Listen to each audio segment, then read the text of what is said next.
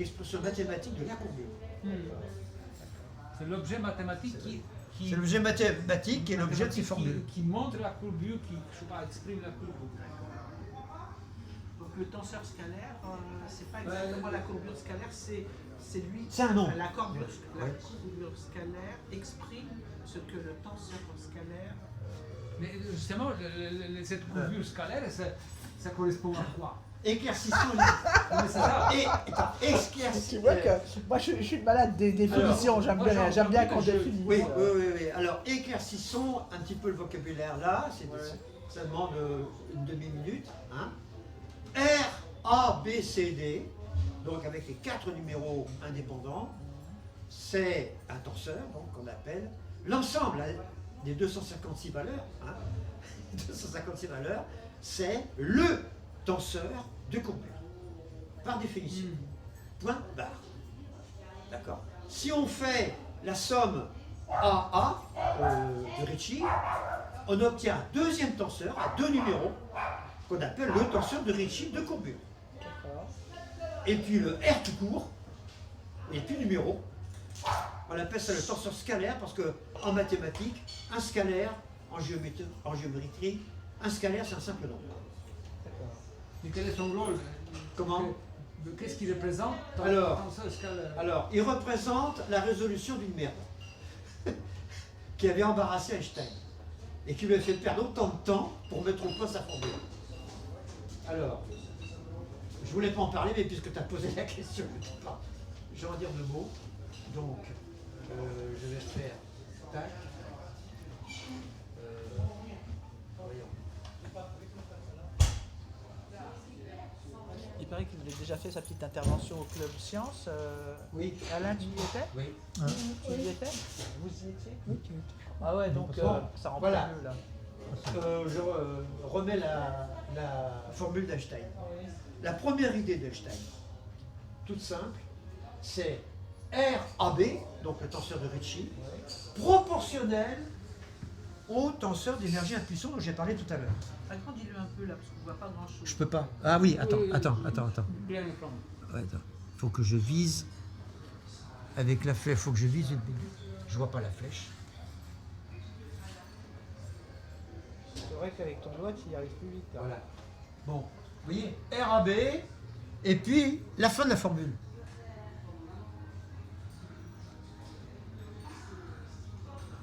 Voilà. C'est vraiment très beau. Hein. Je trouve qu'il y a une grâce dans le. Ah, c'est gracieux comme formule, oui. Tout à fait. Je trouve ça vraiment beau. Bon, alors, imaginons, la première idée d'Einstein, la toute première idée, c'est la proportionnalité entre le tenseur de Ricci et le tenseur d'énergie impulsion, avec ce coefficient de proportionnalité. Alors, G majuscule, c'est la constante de gravitation de Newton.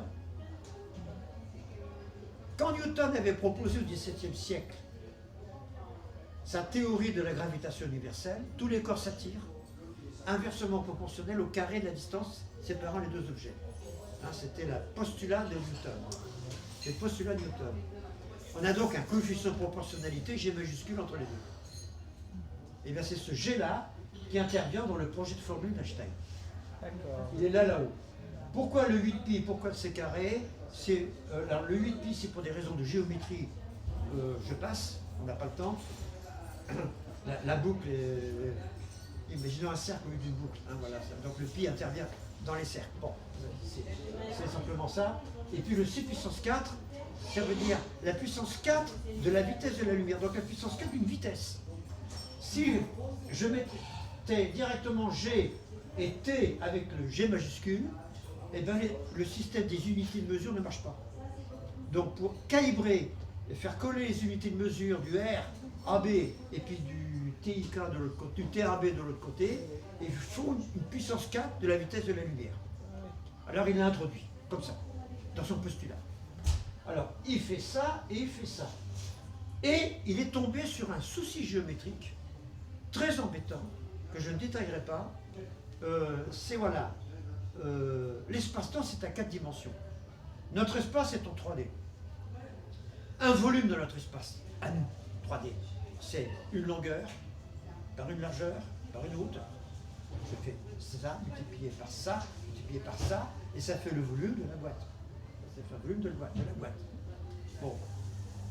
Ce volume de la boîte, en coordonnées, quand la boîte est bien orientée par rapport aux axes, j'ai un axe comme ça, un axe comme ça, un axe comme ça, imaginez la boîte bien sagement parallèle aux axes. Bon, ben c'est X par Y par Z le volume. Mais si la boîte change d'orientation par rapport au repère, c'est plus la même formule. Il faut changer. Alors les mathématiciens ont résolu le problème. Bon, je ne dis pas comment, c'est avec un déterminant, enfin je ne dis pas comment. Et ce foutu déterminant, à cause de la courbure de l'espace-temps, puisque les axes, ils bougent à cause de la courbure, alors ça fout une merde pas possible. Einstein qui est contraint d'ajouter ce terme-là à la formule.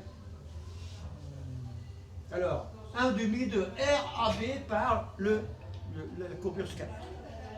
C'est le seul moyen qu'il ait trouvé pour résoudre ce problème de géométrie. J'en dis pas plus. C'est-à-dire, Voilà. cette le tenseur scalaire intervient juste pour adapter.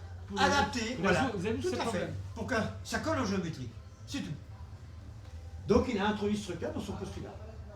On comprend pourquoi il a mis 8 ans. On comprend pourquoi. Hein. Bon. Et puis une fois qu'il a... Alors, son premier projet de formule, c'est cette formule-là, sauf la constante cosmologique. Donc deuxième projet d'Einstein, le R, le 1/2 de machin, et puis le 8 πg, etc. à droite. Donc en 1915, c'est ça qu'il a publié. En 1915. Puis, comme il s'est aperçu que il n'y a pas que lui qui a fait les calculs d'application, il y a plein de chercheurs qui se sont mis, et puis les chercheurs se sont dit, oulala, oui, ce qui va, la courbure de l'espace-temps, ça ne fait pas plan tout ça. Alors Einstein, il a dit, il faut ajouter un truc à ma formule. Ben, elle ne suffit pas encore. Donc, il a rafistolé sa formule avec la fameuse constante cosmologique. Voilà pourquoi la formule est aussi compliquée. Alors son projet initial, c'était ça, un coefficient TIK. Voilà. La courbure, un coefficient, le tenseur d'énergie impulsion. C'est-à-dire, son Voilà. problème était de faire correspondre l'énergie Oui, avec la Absolument. courbure de l'espace. absolument. C'était ça la base en Oui. 1900, je sais pas, 8 ou 5. 15. Non, mais quand il a commencé à réfléchir, Ah oui, quand il a commencé à réfléchir, sa première idée, c'était ça. c'était ça. Mais Relier la courbure de l'espace-temps ouais. avec L'énergie. l'énergie Qui est la en densité d'énergie. la densité de l'énergie. C'était ça son idée. Une simple proportionnalité. Et puis de merde en merde, il a dû compliquer sa formule. Il n'a pas pu faire autrement. Voilà. Alors, mon objectif est atteint. Qu'est-ce que c'est que la courbure de l'espace-temps et puis une idée sur Ça veut les dire- raisons physiques de cette courbure. La question, Oui. c'est R correspond à Ricci ou Riemann? Ricci. Ricci, d'accord. Riemann, c'est les 4 indices, D'accord. les 4 numéros, A, B, C, D. C'est le tenseur du Riemann, c'est RABCD. R, A, B, C, D. Alors, qu'est-ce qu'on fait avec ça? Fin d'histoire, elle est là. À partir de la relation d'Einstein, donc, on peut démontrer l'équation qui est ici, qu'on appelle l'équation de D'Alembert. Alors, M. D'Alembert, il a vécu à la fin du XVIIIe siècle. C'est le philosophe D'Alembert, Ah oui, c'est celui qui a fait le dictionnaire. qui a fait le dictionnaire, entre autres. Le D'Alembert. c'est pas un dictionnaire, il n'a pas fait le dictionnaire, il a fait L'encyclopédie. l'encyclopédie. L'encyclopédie. Ouais, ouais. Bon. Bon, pas exactement. Donc, à partir de la courbure à partir des équations d'Einstein, on peut démontrer l'équation de D'Alembert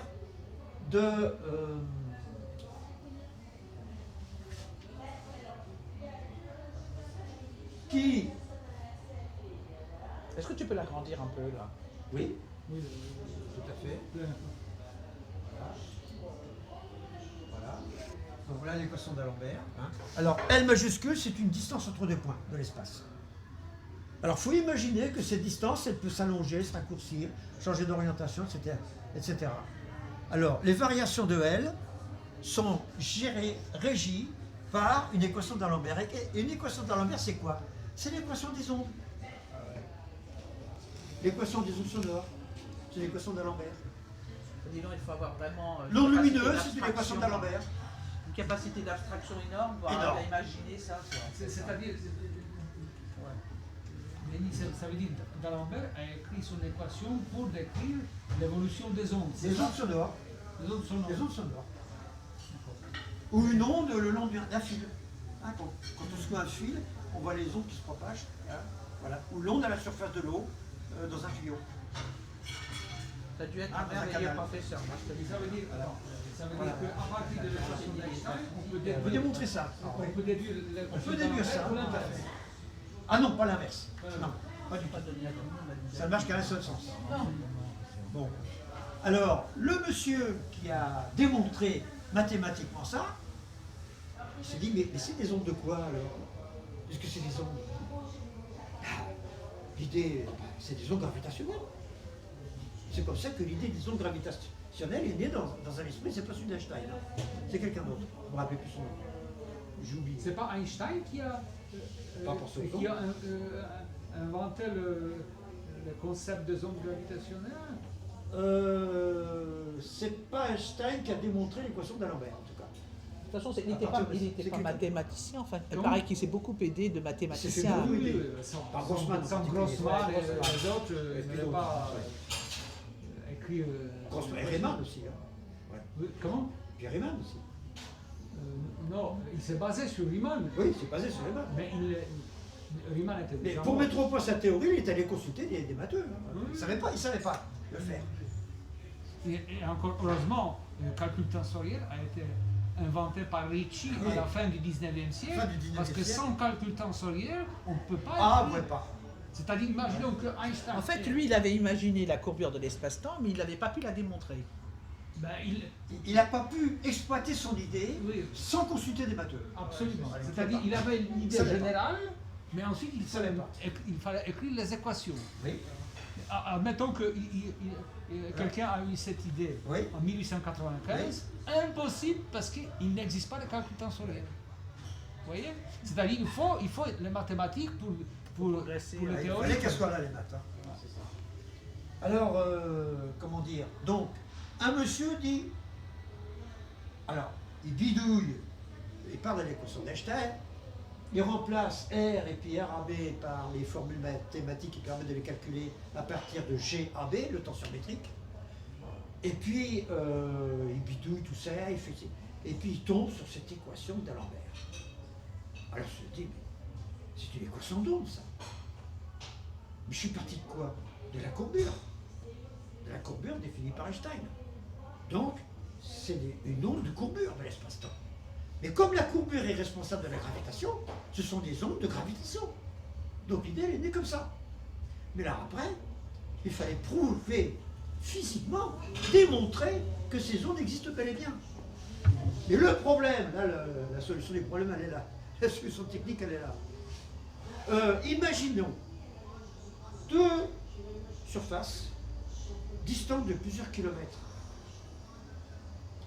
Et cette distance vibre à cause de la propagation des ondes de gravitation qui passent là. Là, la longueur a fait ça, elle vibre. Il faut préciser que c'est l'espace qui vibre. C'est l'espace lui-même qui vibre. L'espace qui vibre. L'espace lui-même qui vibre, tout à fait. Donc, ce n'est pas les objets qui vibrent dans l'espace. C'est l'espace lui-même qui vibre en entraînant les objets avec lui. Ah, c'est ça qu'il faut comprendre. Et alors, oui, mais voilà, l'idée est ça. Mesurer la variation de cette longueur. Ça se fait avec du matériel comme ce qu'on appelle un interféromètre de Michelson, peu importe. Alors, ce matériel a été mis au point pour mesurer sur plusieurs kilomètres une variation de longueur inférieure au diamètre du noyau d'un atome. 10 puissance moins 22, je pense. Vous imaginez l'exploit technique.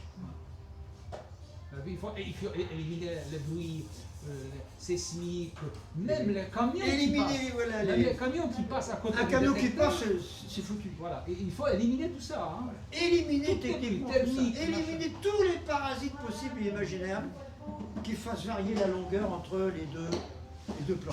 Comment ils ont fait? On peut se poser la question. Je ne sais pas par quel génie, par quel miracle, par quel... C'est c'est pas toute clair. une Il y a plusieurs équipe de- milliers de Oh la physiciens qui vache. travaillaient sur Voilà. qui ont travaillé pendant C'est 20 toute ans. une Ah, équipe. pendant 20 ans, oui, Ouais, bon, ouais, bah, ouais, d'accord. absolument, Voilà. absolument. Bon, à 20 ans, et encore on se Voilà. demande... 20 ans de Ça travail. coûtait plusieurs milliards, je pense 5 Voilà. milliards en total. 20 ans de travail, quelques milliards de dollars de dépensés, Ouais, quand même. plus Plus.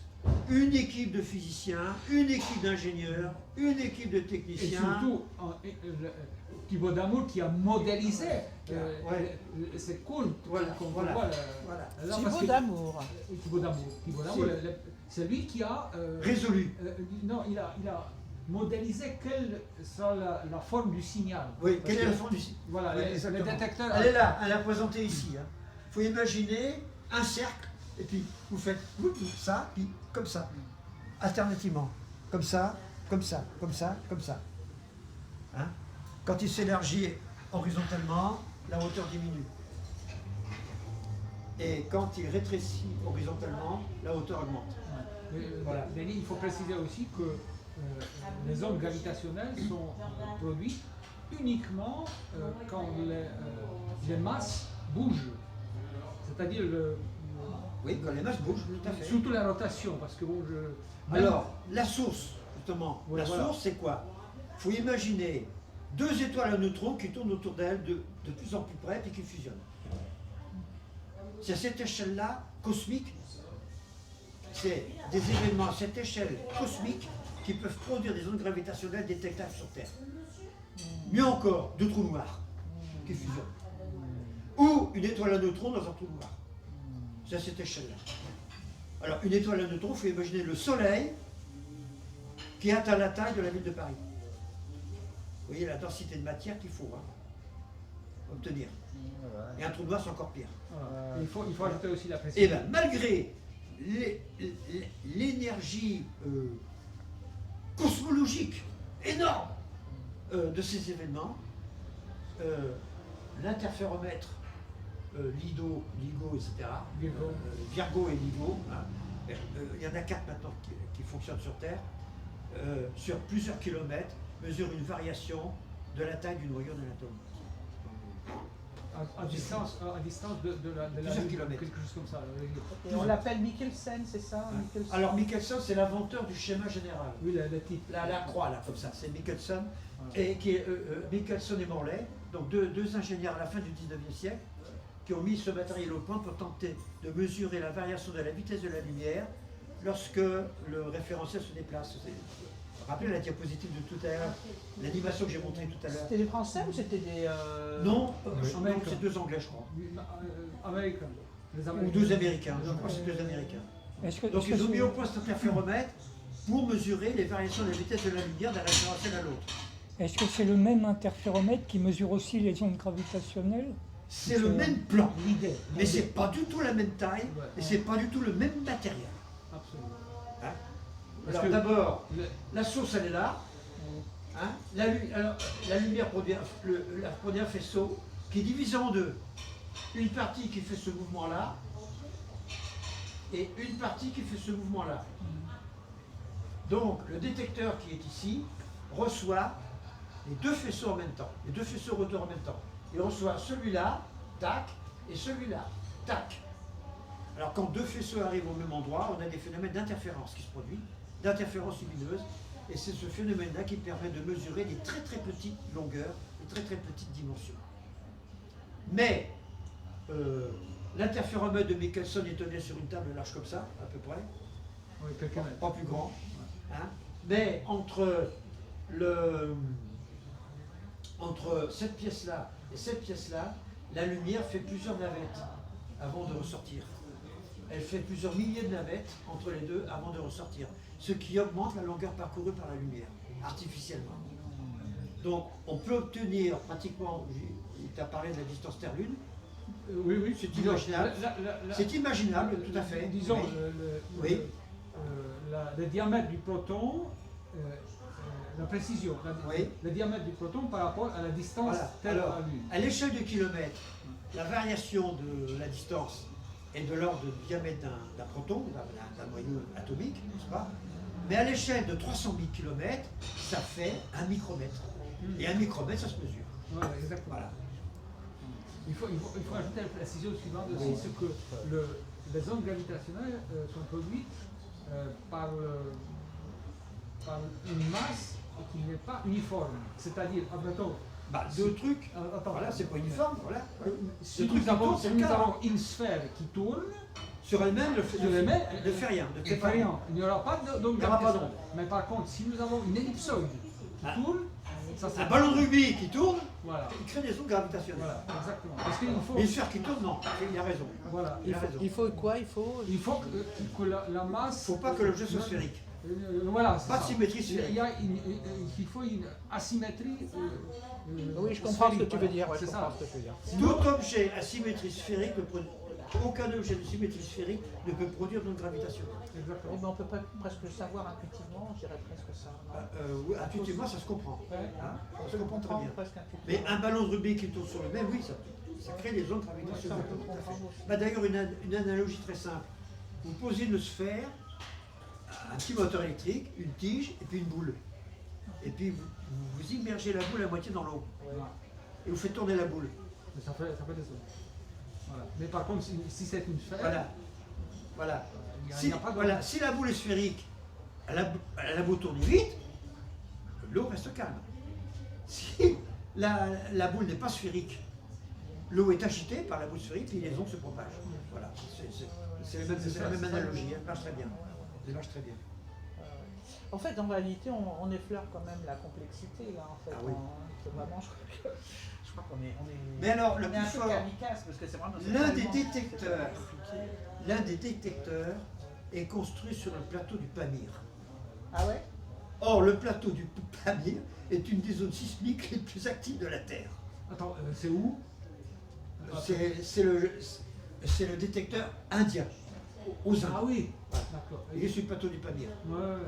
Alors, comment on s'y prend? Vous voyez, j'ai représenté ici, vous voyez le miroir là, il est suspendu à 2 fils.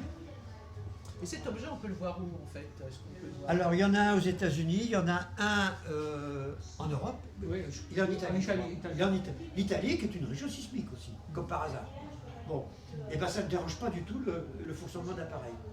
Vous voyez, l'exploit technique. Sauf, Ah, mais c'est pas technique. sauf s'il y a un tremblement de terre. Alors là, je pense que pendant le Ah tremblement bah, de dans un terre, tremblement de terre, on ne peut pas mesurer les voilà, interférences. tout à fait. Quand même. Et les sismes Ouais, ordinaires, s'il n'y a bon. pas de Pas non tremblement plus de terre, exagéré. Voilà. Ouais. Mais il y en a un au Japon. Ouais. Il y a un détecteur au Japon. Quand, Et il fonctionne. quand je dis tremblement de terre, Ah ouais. c'est tremblement de terre à proximité du détecteur. Oui. Parce que si vous avez tremblement à 10 000 km, là, il y a une compensation. Le système compense. Voilà. Je vous montre une Si- analogie du procédé.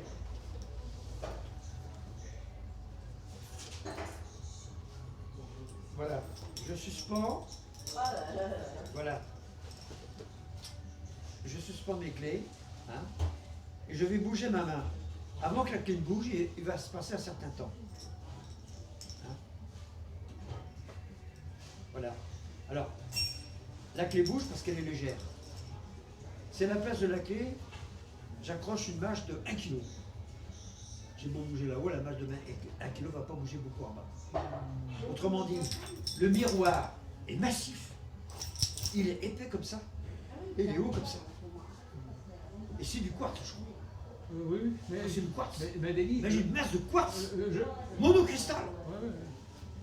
de ce diamètre-là, cette épaisseur. Non, Suspendu à des fils. Suspendu des fils de nylon. Ou de millard, je crois. oui, mais attends. L'un ou l'autre. Mais, Eh bien, le matériel a beau vibrer autour, par le passage d'un camion, le miroir ne bougera pas. mais Vous Denis, voyez? Voilà, voilà je suis pas, l'astuce. je suis pas sûr, mais c'est pas ça qui fait la stabilité. Parce que, comment dire, le miroir est en bloc pour, à mon avis, éliminer les déformations. Mais Oui. les déformations du miroir produiraient aussi les interférences. Oui, tout à fait. Mais surtout, ce qui fait la stabilité du système, c'est la compensation. C'est-à-dire le système détecte les mouvements et Tout à compense fait. dans le sens Tout à opposé. fait. C'est ça, et c'est ça. Évidemment, il y a une dizaine ou quinzaine de systèmes de compensation, température, mouvement, etc. Et c'est à la fin qu'on arrive à cette précision Est-ce de que vous 10 puissance avez- moins 20. Je pense à un truc. Est-ce que vous avez observé la suspension du balancier d'une comptoise? Les grandes pendules chez les paysans là. Est-ce que vous avez observé l'accrochage? C'est très astucieux. C'est un vieux système, c'est un vieux truc. Et il est utilisé ici pour les fils de suspension de l'appareil. Alors, il faut imaginer.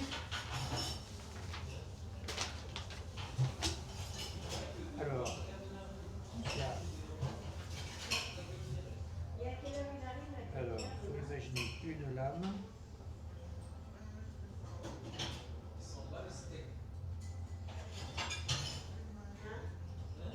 Avec un truc comme ça, une lame, un truc comme ça, une lame. Elles sont pliées.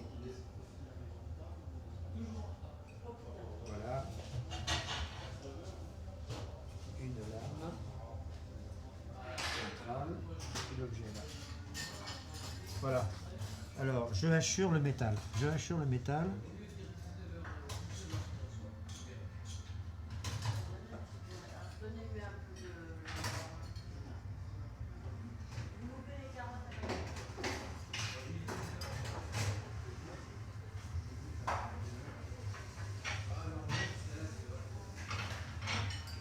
Voilà le principe. Alors, imaginons que le métal se dilate parce que la température ambiante augmente. Alors, j'ai une dilatation de la pièce centrale qui va l'allonger. Mais en même temps, cette pièce-là s'allonge. Et en même temps, l'expérience s'allonge. Résultat de tous ces allongements, l'addition est algébrique. Il y en a qui sont additionnés, d'autres qui sont soustraites. Résultat, la distance ici varie très très peu. Elle se dilate pratiquement pas. Ce qui permet ce qui évite la variation de la période du balancier de la comptoise en fonction de la température de la pièce. Parce que l'hiver dans la pièce il peut faire autour de 0,7 dans les fermes. On se chauffait avec la cheminée, c'est tout. La cheminée chauffait l'âtre, puis c'est tout. L'horloge elle était à l'autre bout de la pièce. Hein. Donc l'hiver la température ambiante de la pièce est autour de 0 et puis l'été elle est autour de 20 degrés. Alors naturellement la période de la pendule il change complètement. Et bien ce système-là évite l'effet de la température sur la période du pendule. Bon ben c'est un petit peu ce principe-là qui est utilisé dans l'aménagement des fils autour des fils de suspension de chaque miroir. C'est utilisé comme ça. Bah, écoute, en tout cas, on te remercie. T'en as encore pour quelques petites minutes ou c'est terminé? Non, là, c'est terminé. Bon, d'accord. Là, j'arrête. Alors, en tout cas, je te remercie infiniment. C'était vraiment très clair. Alors tu m'avais posé une question au tout début, je t'ai dit, tu me la reposeras après l'exposé. Est-ce qu'on peut, Est-ce que tu te rappelles? Est-ce qu'on peut commander à manger puis On après peut discuter, commander à manger. et puis discuter Bien sûr. en même temps? Alors, je vais lui demander. Voilà, voilà. C'était la question. Vous restez là? Ouais. T'aurais dû la noter ta question. T'aurais dû la noter. Parce que je t'avais dit, je te répondrai après l'exposé.